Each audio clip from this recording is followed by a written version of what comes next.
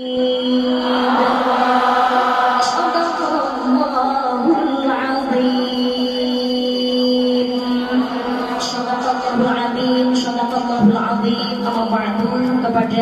Ibu Yanti, Ketua Posmi yang saya hormati, juga seluruh keluarga besar organisasi-organisasi yang tergabung di dalam Posmi, dan juga organisasi-organisasi lain yang hadir pada kesempatan sore hari ini yang saya hormati dan juga saya banggakan. Seluruh jamaah yang rakuh pada kesempatan sore hari ini, mudah-mudahan selalu diberikan keberkahan, kesehatan lahir batin, keselamatan fid dunya wal akhirah. Amin Allahumma amin ya rabbal alamin. Jamaah semua rahimakumullah. Alhamdulillah atas izin dan ridha Allah Subhanahu wa taala kita dapat kembali bersilaturahim dalam keadaan sehat walafiat. Alhamdulillah. Dalam rangka pengajian umum menyongsong bulan Rajab 1444 Hijriah dan doa akhir tahun 2024 dengan tema muhasabah. Shalawat dan salam oleh Allah mudah-mudahan tetap terlimpahkan kepada baginda Nabi Muhammad sallallahu alaihi wasallam beserta istrinya, putra-putrinya, keluarganya, sahabatnya, pengikutnya, termasuk kita yang hadir pada kesempatan sore hari ini, dan mudah-mudahan nantinya kita digolongkan sebagai umat yang mendapatkan syafaat yaumul qiyamah. Amin Allahumma amin ya rabbal alamin. Hadirin rahimakumullah, kembali lagi kita dapat berjumpa dalam rangka menyongsong bulan Rajab, menyongsong bulan Rajab dan juga doa bersama akhir tahun 2025 dengan tema muhasabah. Rajab tadi sudah disampaikan banyak oleh Bapak kita, Ibu Bapak Muhaimin. Rajab itu memang termasuk salah satu bulan yang diistimewakan, disucikan oleh Allah Subhanahu wa taala. Huruf-huruf dalam 12 bulan ada 4 bulan yang disucikan oleh Allah Subhanahu wa taala. Dzulqa'dah, Dzulhijjah, Muharram dan juga Rajab. Kalau Ramadan tidak termasuk dalam Ashhurul Hurum, bukan berarti Ramadan tidak istimewa. Di Ramadan mempunyai julukannya sendiri, yaitu bulan Sayyidus Syuhur, raja atau ratu penghulu atau tuan dari seluruhnya bulan. Itu bulan suci Ramadan. Rajab istimewa. Rajab perkara turun sing mustajab. Rajab apa itu? Isra wal Mi'raj, perjalanan darat dan ke langit, mulai dari Masjidil Haram menuju Masjidil Aqsa Baitul Maqdis Palestina, naik ke langit sang tujuh hingga ke Sidratul Muntaha, hingga ke Mustawah, diderek malaikat Jibril. Soal datang kersanipun Allah Subhanahu wa taala. Loro sing mustajab Rajab, kejadiannya di tanggal 27. Kenapa kok di tanggal 27 tidak di tanggal-tanggal yang lain? Ternyata ada rahasia di balik angka. 2 itu ya Isra wal Mi'raj. 2 itu bumi dan langit. 2 itu Allah dan Kanjeng Nabi Muhammad sallallahu alaihi wasallam. 7 itu 7 tujuan. Pituduh. Jadi Kanjeng Nabi Muhammad sallallahu alaihi wasallam niki sowan datang kersane Gusti Allah melalui sebuah peristiwa Isra dan Mi'raj, menapaki perjalanan dari bumi dan juga ke langit, bertemu dengan Allah Subhanahu wa taala untuk mendapatkan pituduh kalau bahasa Indonesia petunjuk dari Allah Subhanahu wa taala, yaitu petunjuk untuk menuju sebuah tujuan yang menjadi dambaan kita semuanya, yaitu di surga Allah Subhanahu wa ta'ala. Apa petunjuknya? Hasilnya adalah untuk menjalankan sholat 50 waktu sehari semalam. Tapi kok jadi 5? Ya karena ketika kanjeng Nabi Muhammad Shallallahu Alaihi Wasallam bertemu dengan nabi-nabi yang lainnya, Nabi Isa, Nabi Yahya, Nabi Idris, Nabi Yusuf, Nabi Musa dan sebagainya, semuanya itu punya anggapan yang sama. Kanjeng Nabi, umat jenengan itu orangnya kecil-kecil, pendek-pendek, waktunya itu di dunia juga nggak panjang-panjang, 24 jam. Apalagi yang namanya mendekati kiamat, waktu berputar itu akan semakin sangat cepat. Dan manusia memang pada dasarnya yang punya akal tapi punya nafsu, duweni pikiran tapi juga punya keinginan. Dan kadang-kadang keinginannya ini mengalahkan yang namanya akal. Gila apa mboten? Butuhe pokoke pingin kudu dituruti, padahal masih ada kebutuhan yang sangat penting. Utawa ditukoni, disenangi, pokoknya harus didapatkan, padahal ya hanya untuk kesenangan saja. Nek ra ngono ya ben model kaya koncone. Nek gak kaya koncone dikira aku ketinggalan jaman. Hanya untuk nuruti gengsi, ini apa bedanya? Umat panjenengan hidup di dunia itu singkat, umurnya gak panjang-panjang ya Rasulullah. 24 jam sholat kok 50 kali dalam sehari semalam. Wah, niku cara melakoni ngono piye itu kanjeng Nabi sakno panjenengan ya Rasulullah. Mesti tak singkat itu nanti yakin kula dah jenengan minta keringanan kepada Gusti Allah. Akhirnya minta keringanan, jajane kok yo suka. Tapi kanjeng Nabi nggih saking tresnane ning nggon mate iya ya. Nek saya ya Allah. Nek nglakoni budale nang bokok ya Allah, budale wis kerja. Mulai bekerja belum pekerjaan yang lain, sholat mantap ngoten terus, sehingga tidak akan bisa memegang persoalan yang lain. Akhirnya mau tidak mau kanjeng Nabi minta keringanan kepada Allah, dikurangi 5, sik diprovokatori aku Nabi Musa. Sik kaboten kanjeng Nabi nyuwun diskon malih, nyuwun korting maneh, kula wingi. Sik diupiak-upiak karo Nabi Musa, masih kebanyakan itu ya Rasulullah, lu minta diskon lagi, dikurangi 5 kali 5 biun niku lho kata wis kok diskon meneh. Subuhnya suruh ngilangin ya Rasulullah.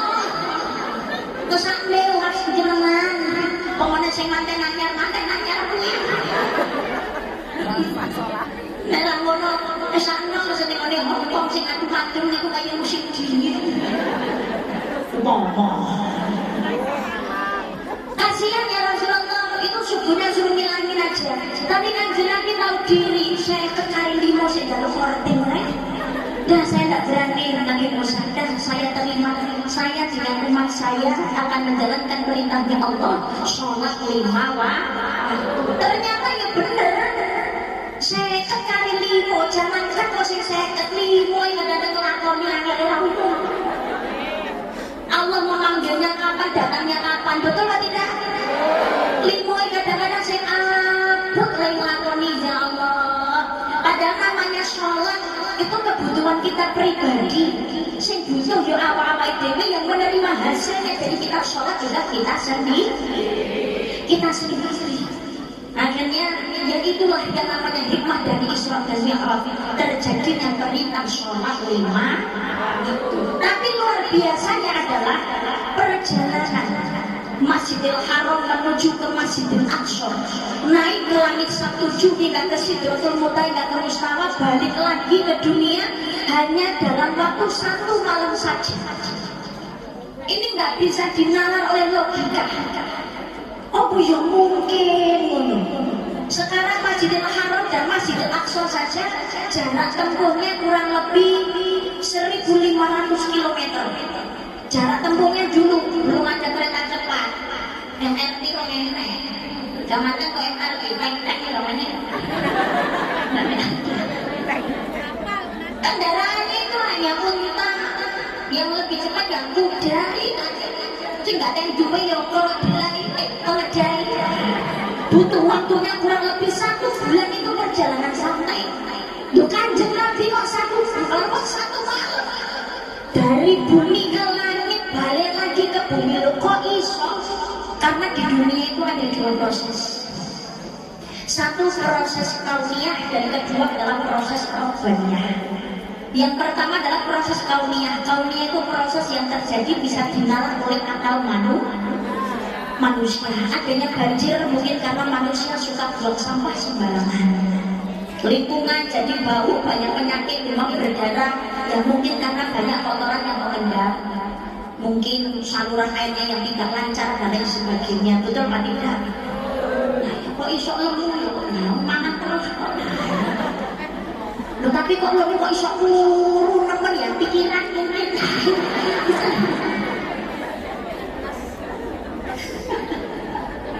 Bisa dinalar oleh manusia. Adanya anak itu juga karena ada orang tua. Enek mbak tonggoku mbak bocah enek wong tuane ndak enek. Tapi kan ada prosesnya. Betul betul. Mungkin orang tuanya yang cerai atau memang orang tuanya keduanya sudah tidak ada atau salah satunya yang tidak ada. Tapi anak lain itu kan karena sebuah proses kerjasama yang baik antara laki-laki dan perempuan. Makanya ada anak dan ini namanya kauniyah. Beda kalau proses robbaniyah. Proses yang terjadi atas maunya Allah Subhanahu wa ta'ala. Kalau Allah tidak berkehendak, tidak mungkin terjadi. Sekarang yang perjalanan harusnya ditempuh 1 bulan, tapi Kanjeng Nabi bisa menjalankan hanya dalam waktu 1 malam saja. Berarti Allah yang punya kehendak. Adanya anak karena ada bapak dan ibu. Tapi ternyata kalau Allah punya kehendak, dalam Islam ada 3 bayi yang lahir dan langsung bisa bicara. Gini apa benar? Bayinya Ibu Dewi Masito, bayinya Nabi Isa alaihi salam, dan bayinya seorang pelacur dalam sebuah peristiwa kasusnya Julaij. Bayi lahirnya bisa ngomong. Padahal bayi itu kalau baru lahir bisanya kan menangis. Ini bisa ngomong. Ini namanya proses robbaniyah. Adanya anak karena ada bapak ibunya. Tapi kalau Allah punya kehendak, Nabi Isa alaihi salam tidak punya bapak tapi terlahir dari ibu bapak rahimnya Ibu Siti Maria. Nabi Adam alaihi salam dan Ibu Hawa tidak ada bapak, tidak ada ibu. Ini namanya proses robbaniyah. Terjadi karena maunya Gusti Allah. Kanjeng Nabi perjalanan naik buruk. Buruk itu sebetulnya berawal dari kata al-barku, artinya kilat cahaya. Kilat cahaya. Rumus kilat cahaya. Per 1 detik sama dengan berapa ratus kilometer. Jadi kalau 1.500 saja yang cepat sejauh mata memandang bisa Ini namanya robbaniyah. Kalau Allah berkehendak tidak ada yang tidak mungkin. Innama amruhu idza arada syai'an ayyaqula lahu kun fayakun.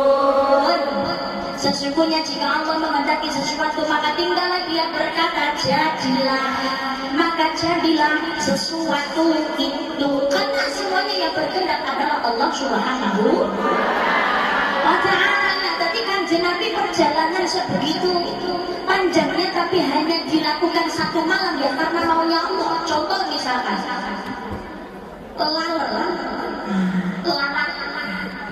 lalat omai Kalimantan.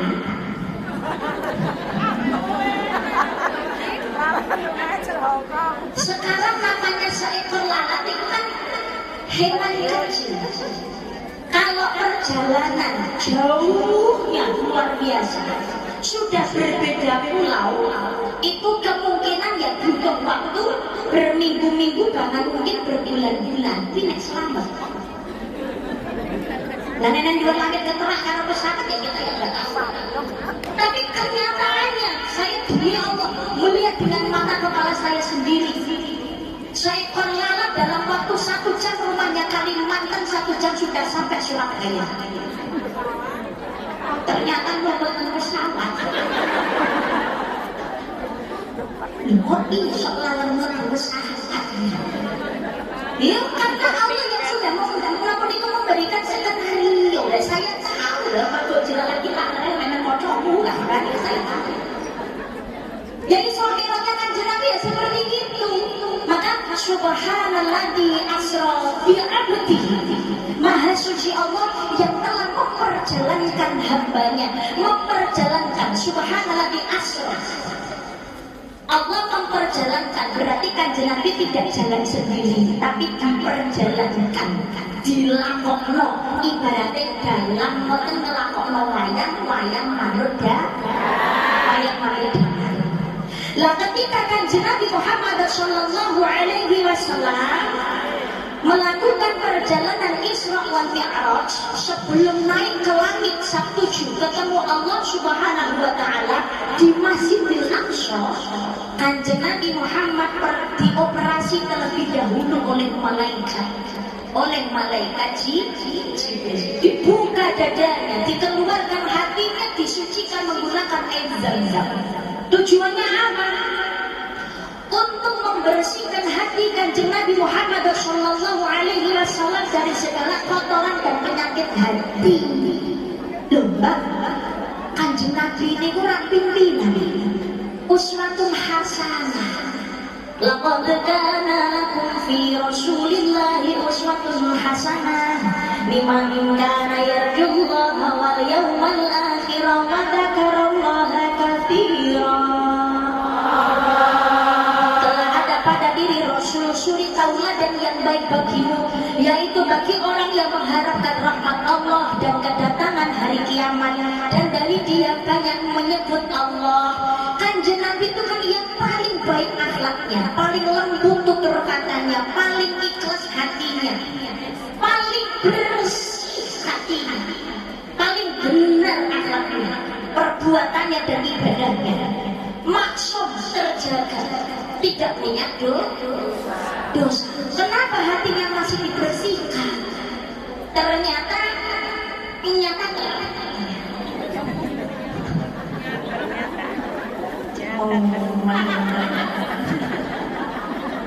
karena kanjeng Nabi pernah berada di dalam rahimnya seorang wanita yang bernama Ibu Siti Aminah, dan pernah meminum air susu yang bukan dari ibunya.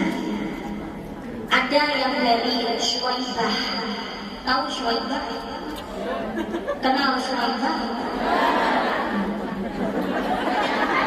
Oh, namanya saja.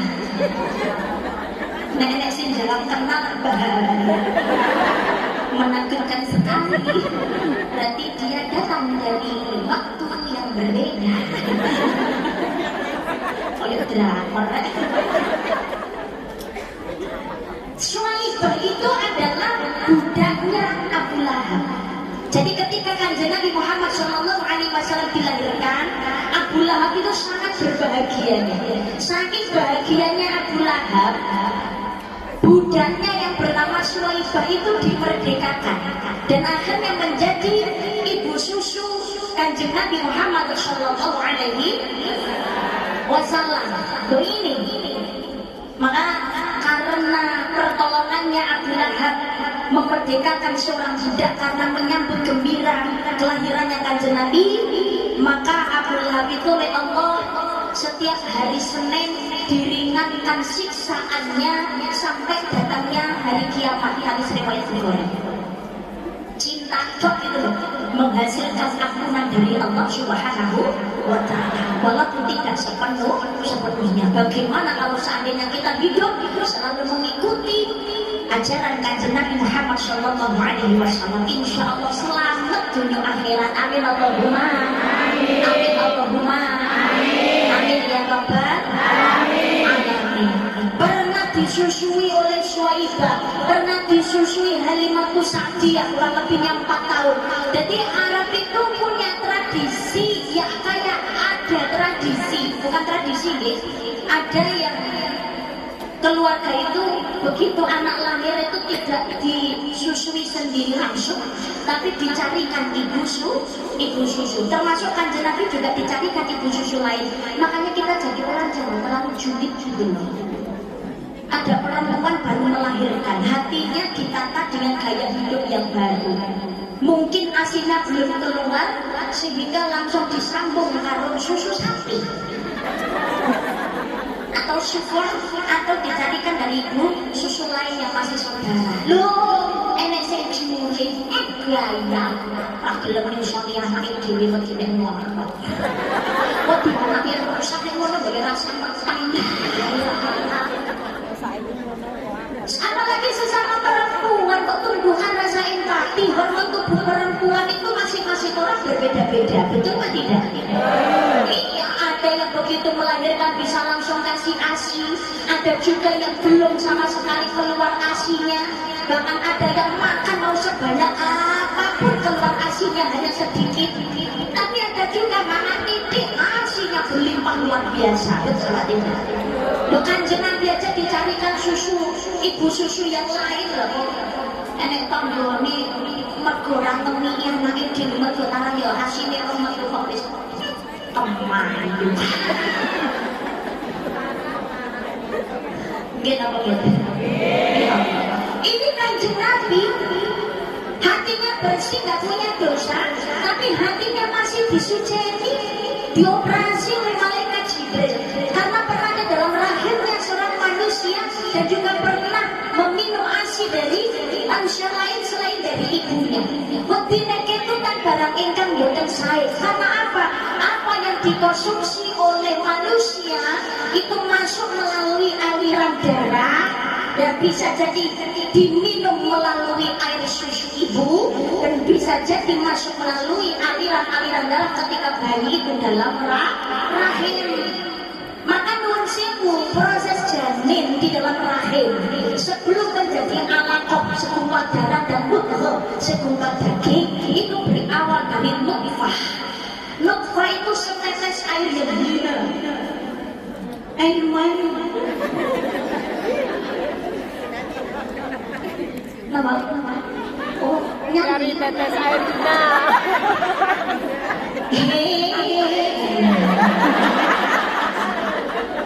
Tidakkah kau perhatikan dari apakah diriku dijadikan? Dari setetes air hina kau diciptakan, lalu engkau disempurnakan.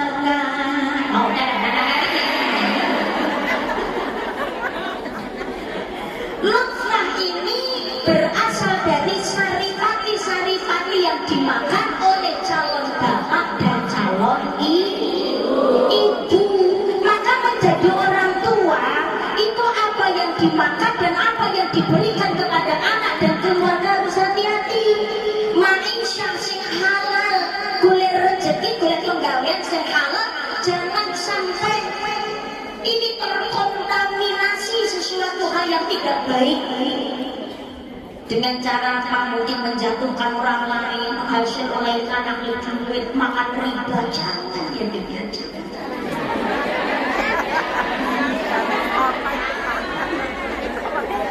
Direwani pamitan dan izin wong tuane nangis oleh bojone.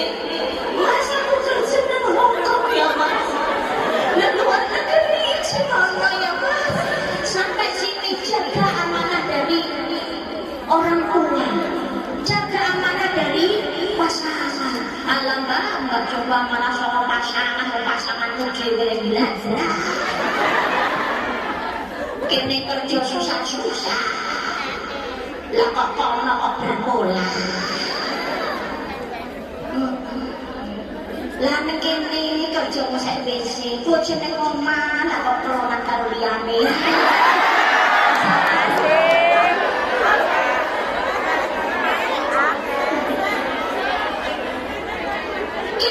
Bila dia ahsan, tolak kejahatan dengan kebaikan. Dia dolem, dia salah, dosa dengan perbuatannya sendiri ya. Kita jangan membalas dengan hal yang sama. Lo bisa selingkuh, gue juga bisa, bro. Berarti bodoh. Tunjukkan bahwasannya kita adalah perempuan yang berkualitas, perempuan yang terhormat. Lo jual beli, iya.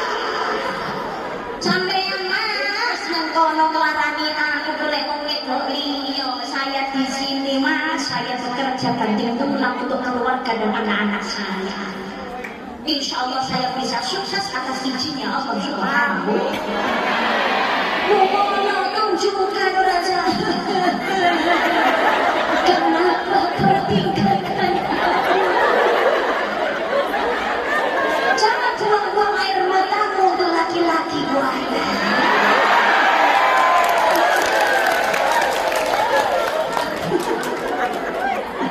Ini kita bahaya.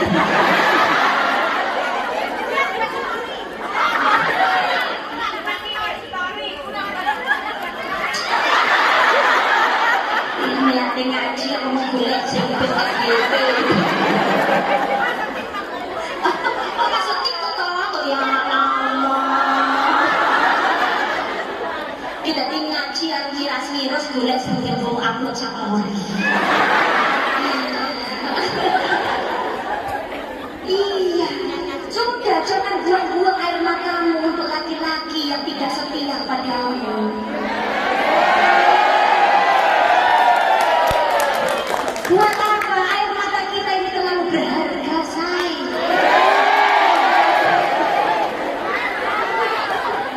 Lu mungkin apa boten? Lu ini caranya Gusti Allah menyelamatkan panjenengan dari rasa sakit yang lebih panjang. Kudune bersyukur alhamdulillah Allah menunjukkan sekarang laki-laki yang tidak benar. Doakan ya Allah kalau memang dia jodohku, jadikanlah dia suami yang baik dan juga bertanggung jawab. Iya, belajar memaafkan. Lambat angel loh. Angel. Makanya saya tadi menyampaikan, kalau luka dari tajamnya pedang itu bisa diobati. Tapi kalau yang namanya sakit hati karena lidah yang berbicara yang menyakiti itu sulit obatnya. Tapi juga betul-betul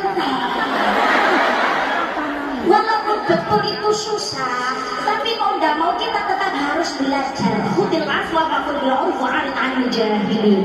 Jadilah orang yang pemaaf, suruhlah orang berbuat maaf, berpalinglah dari orang-orang yang bodoh.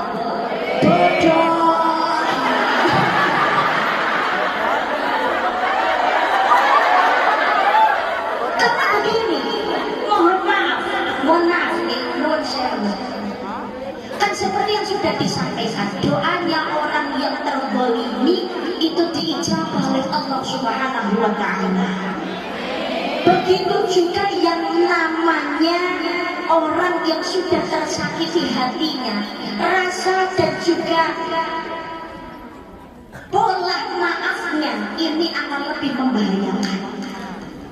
Karena begini kalau kita misalkan lidah kita menyakiti orang lain dan orang lain itu membalas kejahatan kita, maka sama 50-50 selesai. Tapi kalau seandainya lidah saya menyakiti jenengan hanya sekedar tersenyum saja, Masya Allah, apalagi memberikan maaf, tidak apa-apa, biarkan saja. Ya Allah, Allah sendiri yang turun tangan. Maafnya dari orang yang tersakiti dan senyumnya orang yang hatinya tersakiti itu berbahaya. Maka kalau kita tersakiti, ya sudah, belajar memaafkan. Ada Allah yang akan selalu membantu kita.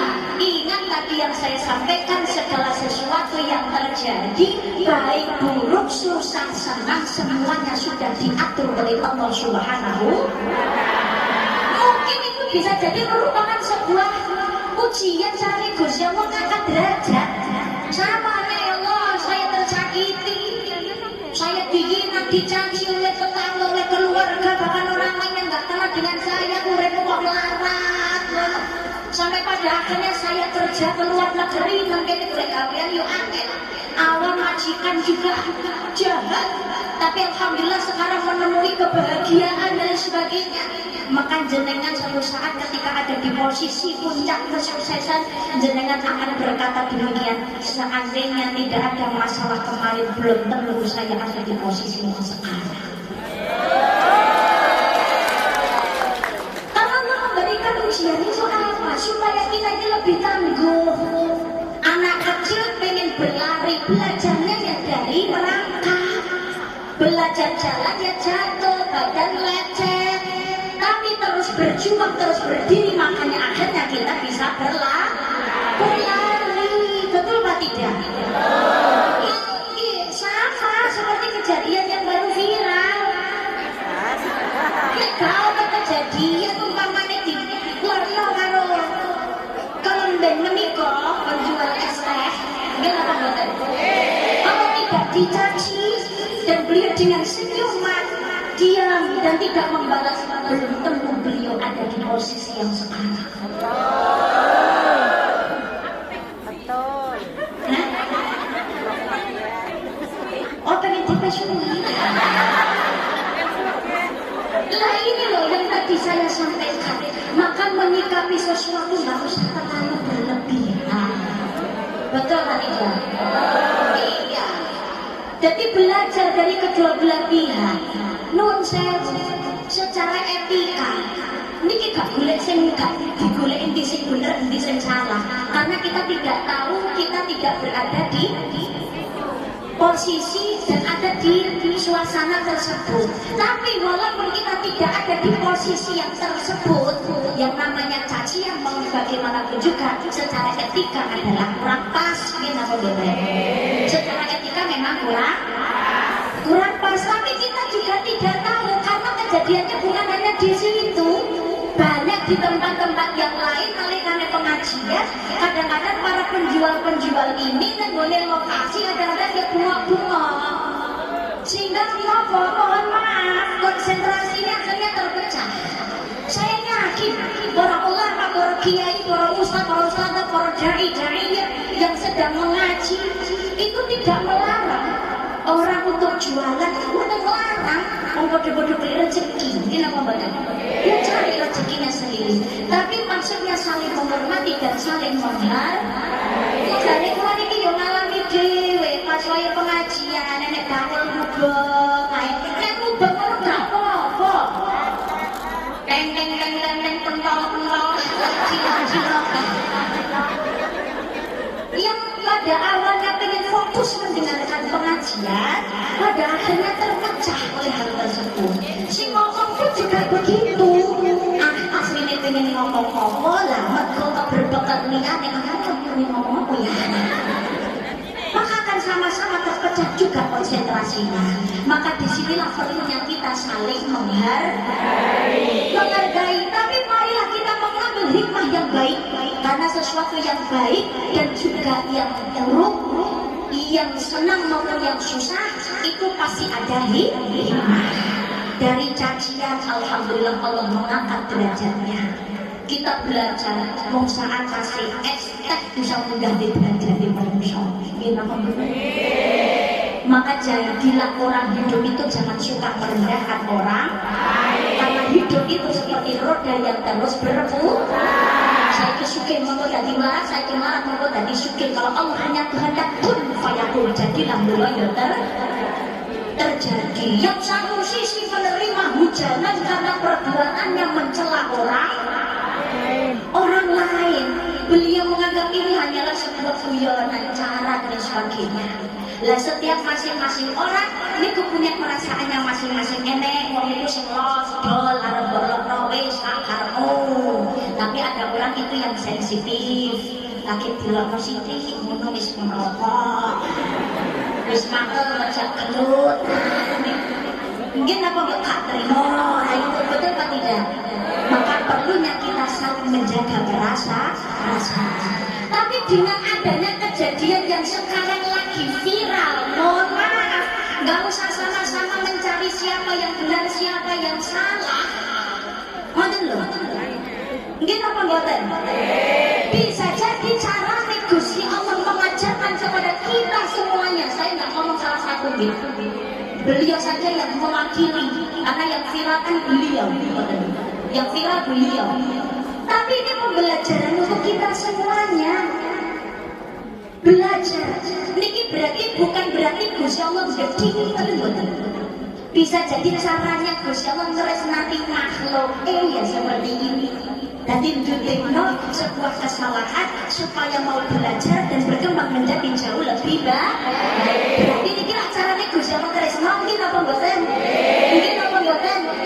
Lah nek Gusti Allah ndak tresno bodoh amat arep nglakoni bener salah sakare. Arep hidupmu penuh mencaci orang, hidup sering merendahkan orang lain, hidupmu penuh maksiat, rumangsa jumawa, sombong tapi nggak ada teguran, hidupnya tetap bahagia tanpa ada masalah, orang lain tetap mengiyakan. Hati-hati, ini Gusti Allah nggak negur bukan berarti karena benar, bisa jadi merupakan sebuah istidraj, jebakan dari Allah Subhanahu wa Ta'ala. Kalau makanya seandainya kita punya rasa salah, punya diberikan ujian, diberikan masalah, diberikan musibah, berarti Gusti Allah masih memperhatikan kita. Berarti saatnya kita untuk muhasabah, untuk memperbaiki diri. Kenapa mboten? Kenapa mboten? Nah iya, ini loh mau terima saestek, iso ngangkat derajate uang. Nah, dan bisa menjatuhkan sebuah ketenaran. Menungso ya ngono awale jaman saatase Covid lho, virus ndak ketok. Iso gawe bingung wong wedi mati. Piye napa mboten? Itulah hidup. Makanya kita itu harus mengingat kita hidup itu dari Allah dan akan kembali kepada Gusti Allah. Lahir cengir gak nggowo apa-apa, ndak iso apa-apa, gak duwe apa-apa. Nek saiki iso nyapo-nyapo itu karena kekuasaan dan kasih sayangnya Allah Subhanahu. Kita diberikan fasilitas ini tinggal bagaimana kita memakainya.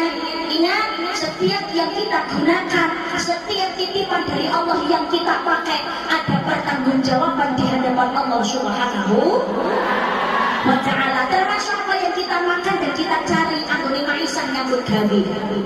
Hati-hati, masuk melalui aliran darah. Kalau datang keluargane, datang ini putrane, ojo sampai ketukan barang sing ora genah. Yang halal insya Allah jadi barokah. Allahumma amin, Allahumma amin. Walaupun hasilnya sedikit, tapi carinya dengan cara yang benar, insya Allah akan membawa kemaslahatan. Tapi walaupun hasilnya banyak, tapi mencarinya dengan cara yang tidak benar, maka justru akan menjadi masalah dan mendatangkan musibah. Syukur-syukur ento iyo akeh goleke kanthi cara bener lan bener, insyaallah dadi barokah kanggo sarana ibadah. Allahumma amin. Allahumma amin. Amin ya rabbal alamin. Hikmahnya adalah ketika Kanjeng Nabi Muhammad sallallahu alaihi wasallam bertemu dengan Gusti Allah, petunjuknya adalah menjalankan sholat. Awal ma yuhasabu bihi 'abdu yaumil qiyamati sholat. Hal yang ditanyakan pertama kali besok di akhirat itu adalah masalah sholat. Maka kita ngakui Islam ojo sampai orang lakoni sholat. Kita harus menghormati dan menghargai perjuangan Kanjeng Nabi Muhammad sallallahu alaihi wasallam dalam memintakan kepada Allah supaya umatnya masuk surganya Allah Subhanahu wa Ta'ala. Sholat kuwi ora suwe, hanya ketika masih hidup saja. Nanti kalau sudah mati, tugas sholatnya juga sudah selesai. Betul apa tidak? Tanggoku sholat setahun pindho tok lah, nalikane riyo-riyo. Gelem sholat kok alhamdulillah. Paling tidak kita menghadap Gusti Allah tahu sujud niku alhamdulillah, kita terhormat. Tapi lomba sholat kok setahun pindho itu kan sekarang. Doakan saja mudah-mudahan istiqomah sholatnya sing urip dilakoni ge enggak dilakoni kan mboten. Nggih napa mboten? Karena hati manusia itu Allah yang membolak-balikkan. Siapa tahu sekarang ahli maksiat nanti ahli ibadah. Tapi saya mau ahli ibadah mau tadi mau kan maksiat ya kira-kira. Tinggal bagaimana kita menjaga keistiqomahan. Lah caranya kita menjaga istiqomah ya caranya bagaimana supaya bisa istiqomah? Ya harus mau memaksakan diri. Karena namanya manusia hidup, iman itu naik turun. Biar apa bener? Arab serat sholat ngaji pinter yo, pokoknya rasa meri mulai ngoncoi kadang ya si om. Biar kancaku sesuatu yang ini aku gak iso. Kancaku kok iso kok bojo sing alim kek mentai ngomong apa? Bojoku kok ya. Kadang-kadang ya mohon maaf, aku ngaji bersyukur kok ngene lah, kadang-kadang kok langsung viral. Tapi kita masih diberikan nikmat Islam dan nikmat iman itu kudu bersyukur alhamdulillah. Jangan sampai perjuangan kita dari lahir dimomong karo wong tua nanti umekane gede, kita berjuang berusaha belajar menjadi orang yang baik walaupun banyak yang mencaci, banyak yang menghina. Jangan dihancurkan oleh rasa frustasi kita. Gopo aku repot ngene wae. Kok susah ngono, aku ki masa kurang ganggu wong liya, tapi kok aku direni, berarti kamu diperhatikan. Berarti kamu itu berharga. Berarti ada yang istimewa. Lho ki apa mboten? Doakan wong sing ngireni ya Allah. Jadikan orang-orang yang iri kepadaku adalah orang yang berbahagia. Dan dia bisa fokus dengan kebahagiaannya. Karena kalau dia bahagia dan fokus dengan kebahagiaannya, maka dia akan lupa dengan kebahagiaanku. Loh, amin. Malah ada gula.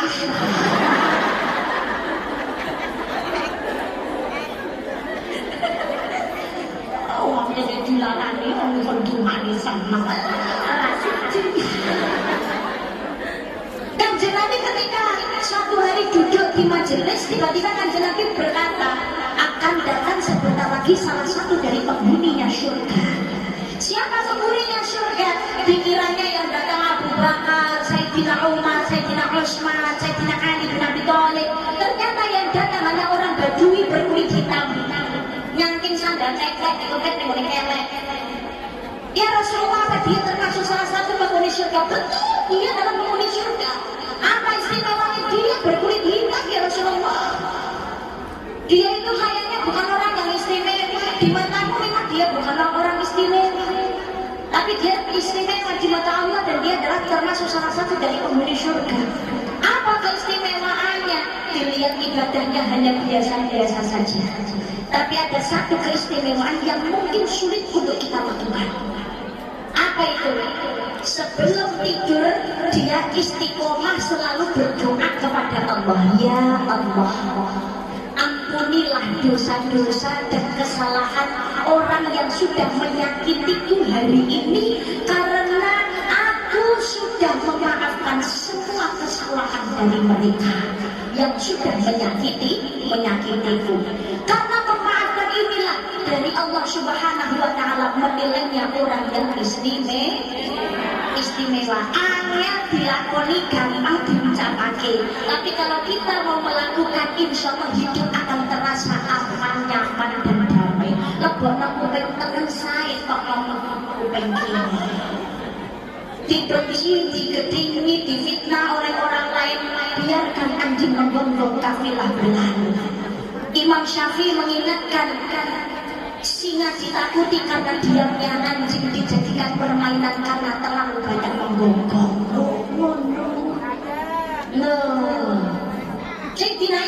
Sayyidina Ali bin Abi Thalib menyampaikan, nggak perlu menjelaskan siapa dirimu kepada para pembencimu, karena itu percuma. Mereka nggak akan percaya sedikit pun. Tapi nggak perlu menyampaikan siapa dirimu kepada orang-orang yang menyukaimu, karena mereka nggak butuh itu. Senang ya wes, nggak butuh alasan apapun. Ini mulai senang. Tapi orang yang kadang benci, mau yang salah dibenarkan seperti apapun dijelaskan, lesak jelentera yang pada nggak melebu. Kita mau beda. Iya, inilah hidup.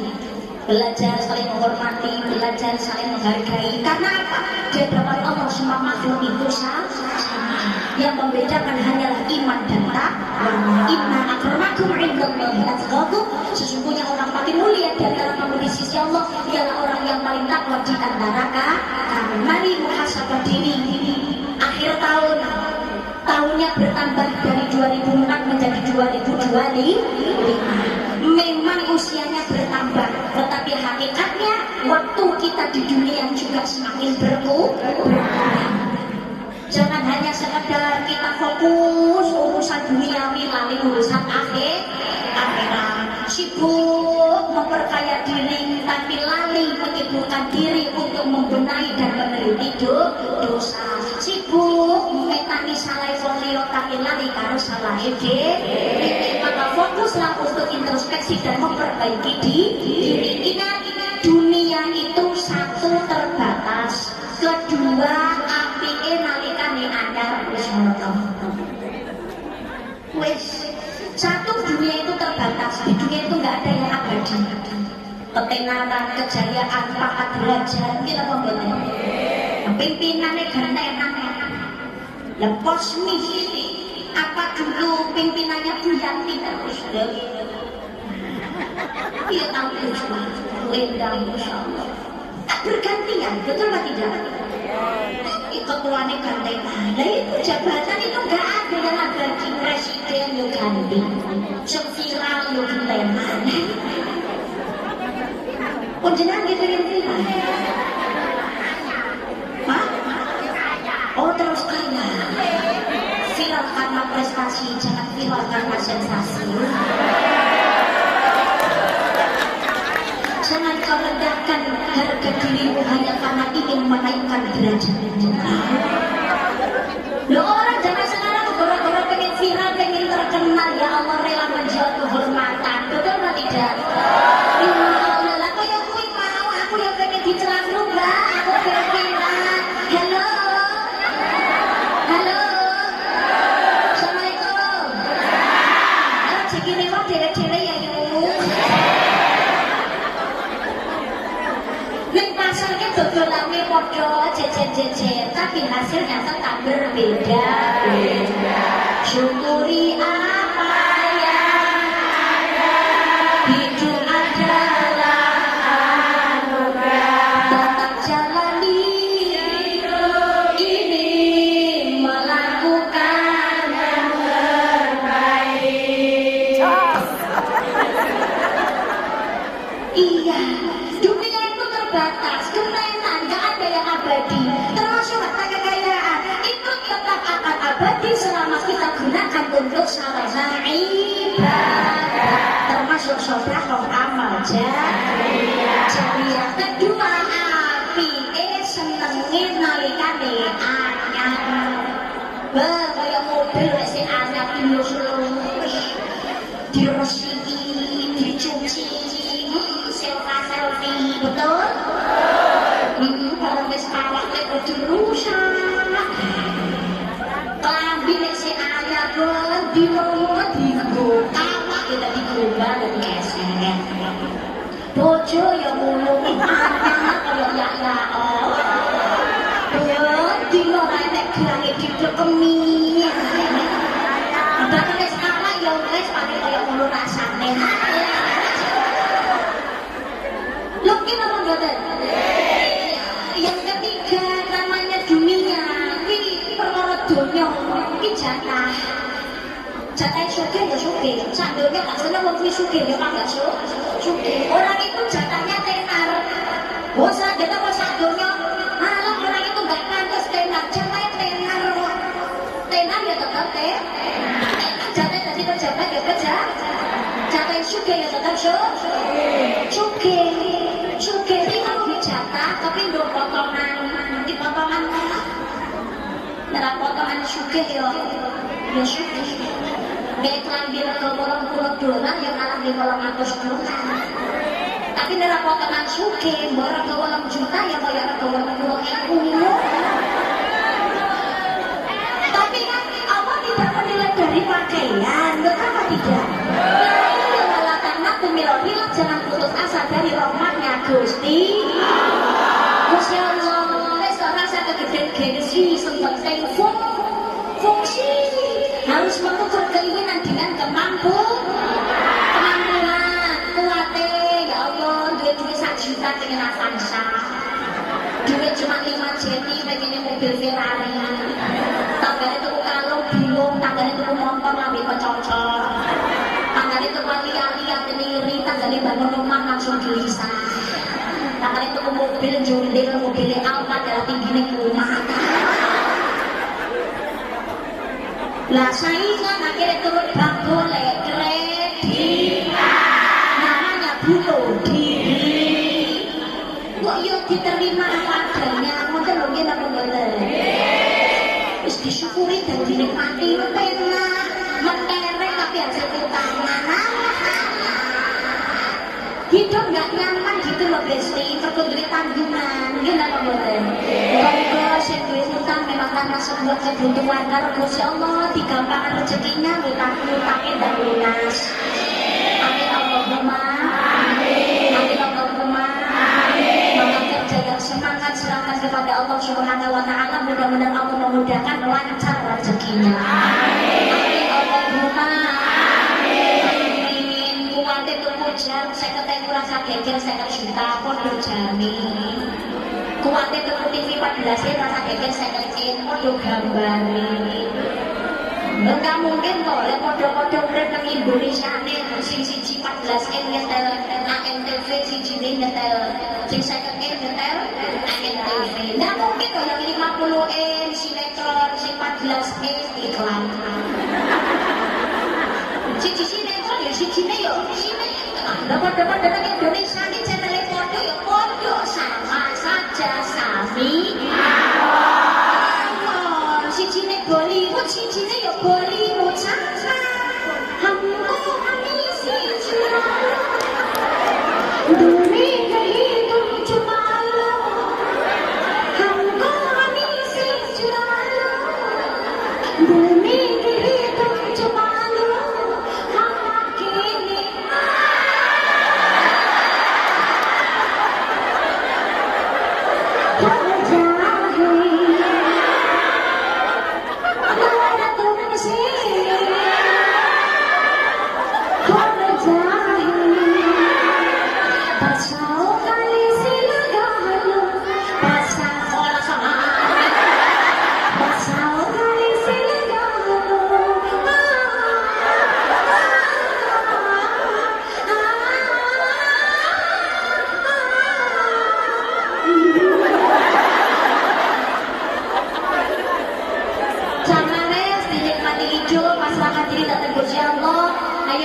introspeksi diri, memperbaiki.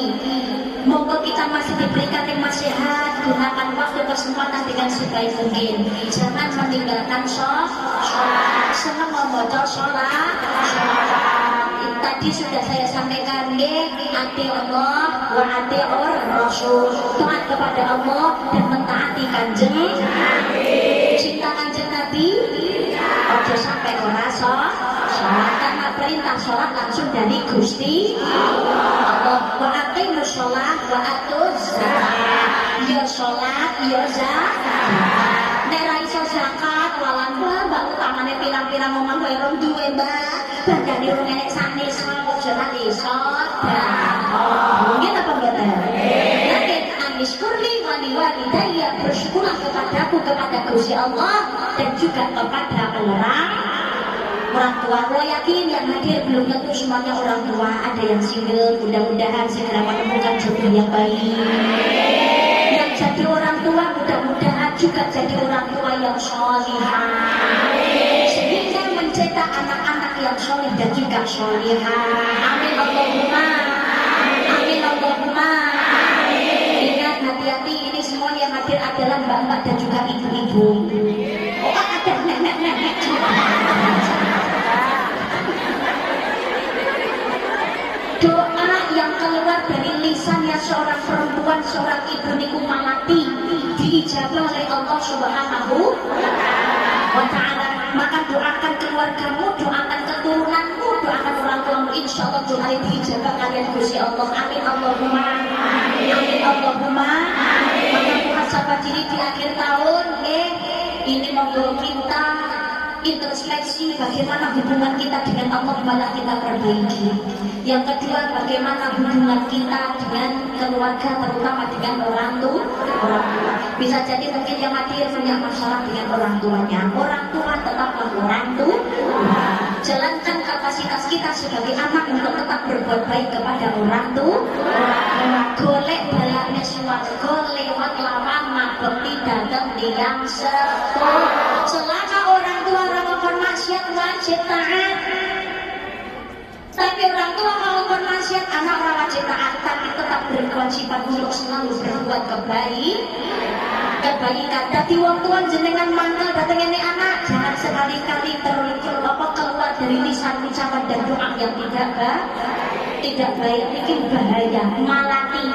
Itu tadi Juraij punya ada bayi, dalam kasusnya Juraij itu bayinya seorang pelacur. Itu juga karena doa sholat ibu. Juraij ketika sholat sunnah ibunya datang, "Hai Juraij, ibuku datang." Juraij bimbang, saya lanjut sholat atau saya berhenti dan menemui ibu saya. Ternyata akhirnya Juraij melanjutkan sholat. Ibunya nggak tahu kalau Juraij ini sholat, makanya ibunya pulang dengan memendam rasa kecewa. Berulang sampai 3 kali. Akhirnya ibunya Juraij berdoa kepada Allah, mereka kecewa kepada Juraij. Ya Allah, demi Allah aku memohon padamu ya Rabb, jangan matikan anakku yang bernama Juraij sebelum dia mendapatkan fitnahan dari seorang pelacur. Doa ini dijawab Allah. Jadi ada seorang pelacur yang menggoda imannya Juraij. Juraij itu orangnya tampan ahli ibadah. Pelacur ini tertarik. Dia menggoda Juraij. Jogetan mengarah Juraij tanpa sebelah belangku.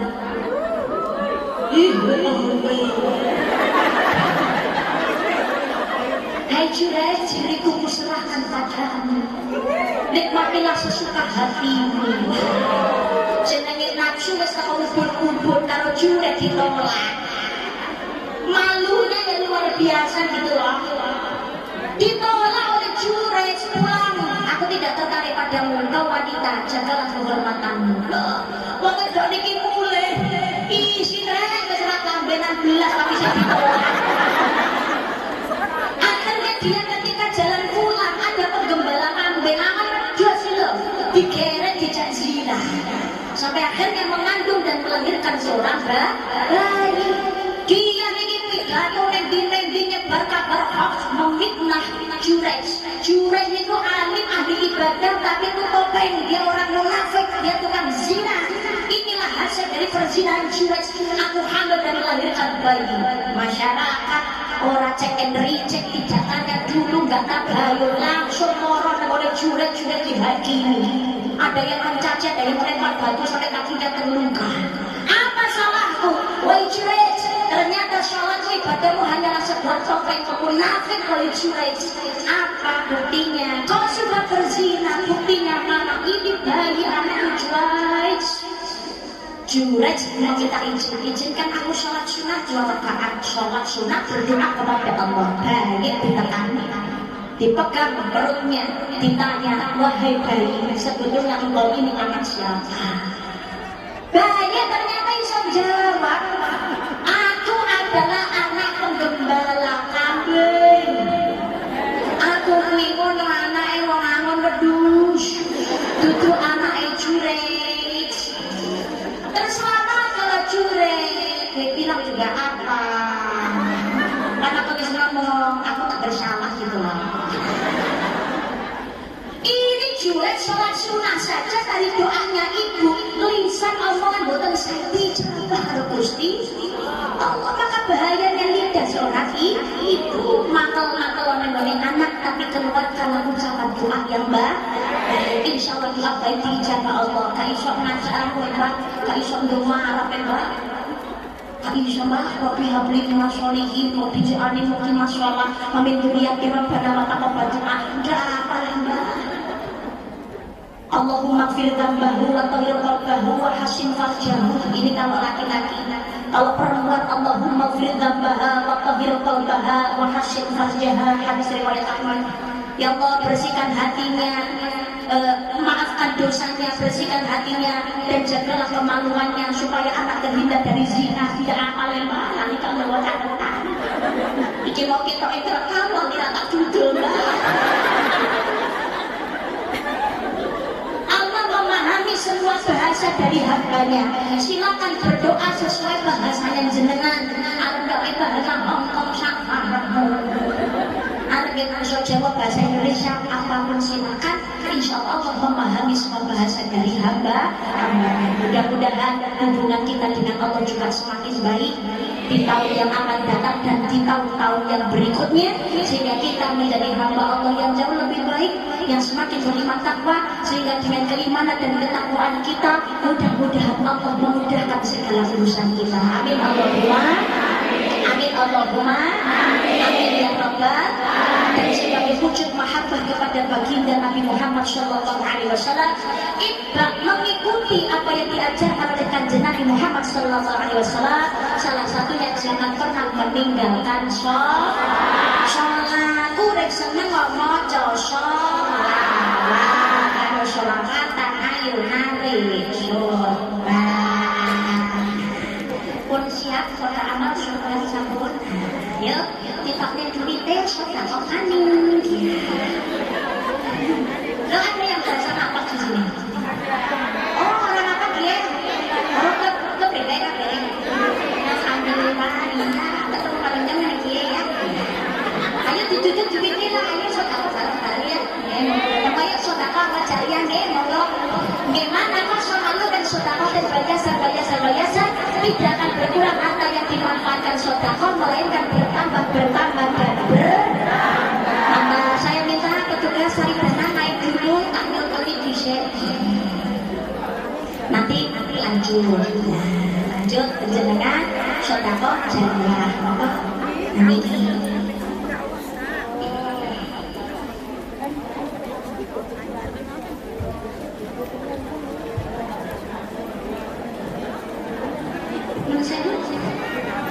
Bismillahirrahmanirrahim. Niki kula ngenteni lanjutkan jenengan sedaya nggih. Sing gelem nyemplungi Yunesa dieperne ngono sedekah jariah. Di sini gajinya alhamdulillah lumayan besar nggih daripada nang negara liya. Kayane dicoliake ngotone ya sing akeh. Oke. Aja diwijiki mo ali-ali kabeh gelange gede-gede klambine anggar-anggar nyemplungi crit. Dari celaka. Ya sedekah jariah. Ayo kalian selawatan niki boleh setengah lebih nggih. Nggih, ayo kalian selawatan. Iwa abanda untuk iwa sefa percuma